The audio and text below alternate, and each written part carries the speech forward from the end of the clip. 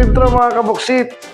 Dahil marami tayong napitas ngayon na kamyas dyan sa likod ng bahay, magluluto naman tayo ng ginataang kamyas.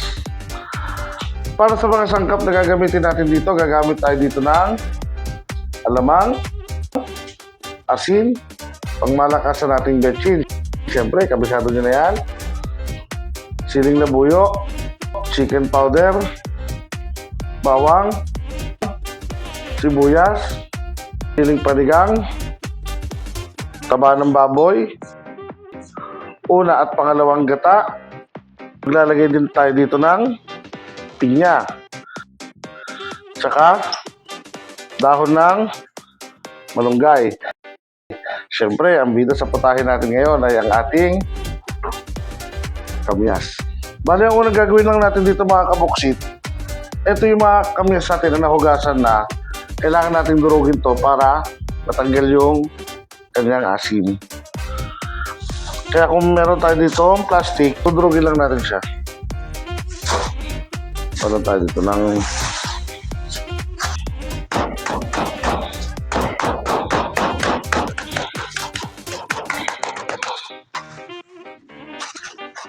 ulit-ulit lang mga kabuksit hanggang sa maubos natin yung ating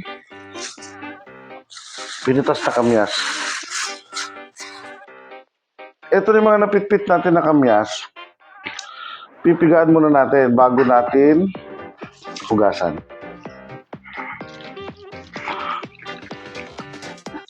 Para matanggal yung asin.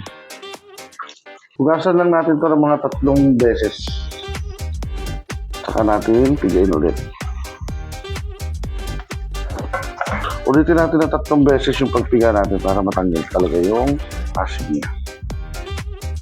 Ito na yung mga kamyas na nahugasan natin at napiga. 3 beses natin hinugasan. Ngayon naman, mag-gisa na tayo. Igisa natin yung taba. Tara na! Let's go! Painit na ako dito ng kawali. Lagyan na natin yung taba. Napalabas na natin yung mantika. Lagyan na natin yung sibuyas. Bawang. Alamang. Yung ating bida. Lagyan na natin. Mekos-mekos lang natin yan. Lagyan na natin yung pangalawang gata. Lagyan na din natin yung pamalakas na natin betchin. Siyempre, hindi na mawala yan.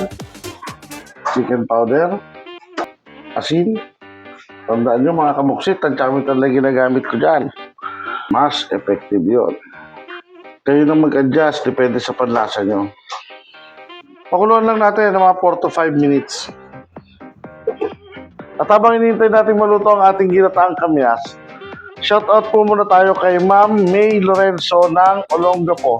Salamat po sa iyong panonood at pagsubaybay ng aking mga videos. Tapos na yung 4 to 5 minutes. Sunod natin ilagay yung siling labuyo natin tsaka siling panigang. Lagyan natin natin yung unang gata. Mekos-mekos lang natin to mga kabuksit. Kakumulo na, ilagay naman na natin yung dahon ng malunggay.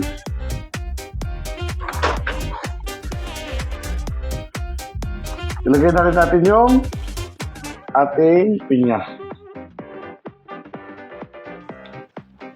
Pwede na to. Plating na natin.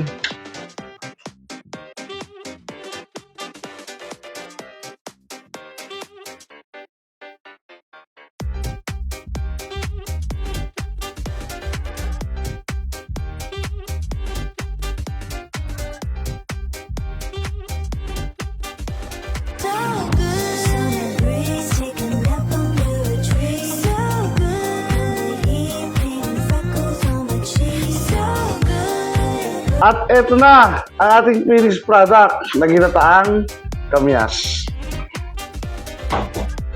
At kung may idea kayo o naisip paluto, comment down below. Try nating lutuin yan.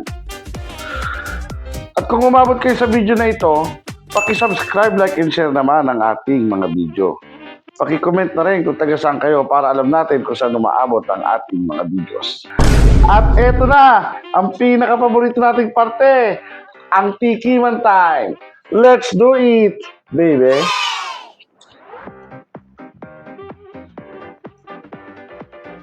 Yummy.